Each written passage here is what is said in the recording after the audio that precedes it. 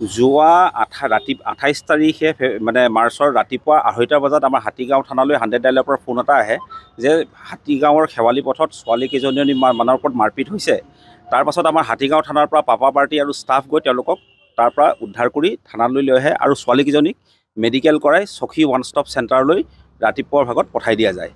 আৰু সেইদিনাখনেই দিনৰ ভাগত ছোৱালীকেইজনীক আৰু ল'ৰাকেইটাক তদন্তৰ খাতিৰত যেতিয়া হাতীগাঁও থানাত ৰখা হয়, তাৰপিছত ছোৱালীকেইজনী আৰু ল'ৰাকেইটাই তেওঁলোকৰ মাজত কোনো মানে অভিযোগ নাই, এটা ভুল বুজাবুজি হৈছে বুলি কৈ কোনো কেছ নকৰোঁ বুলি কৈ তেওঁলোকে ওলাই গুচি যায়। আৰু সেইটো আমাৰ পূৰা ভিডিঅ' ৰেকৰ্ডিং আৰু আমাৰ ৰেকৰ্ড ইত্যাদি পূৰা আছে।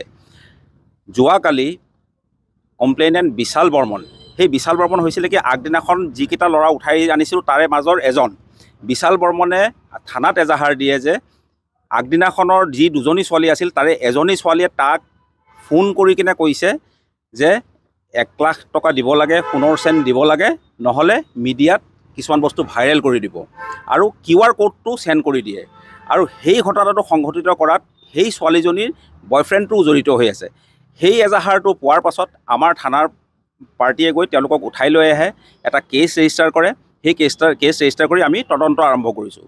আৰু আমাৰ সন্দেহ হৈছে যে এই গোটেই গ্ৰুপটোৱে হৈছে এটা হানি ট্ৰেপিঙৰ গ্ৰুপ, যিয়ে প্ৰলোভন দি ল'ৰা নি তাৰপাছত ল'ৰাক ফচাই পইচা ডিমাণ্ড কৰে।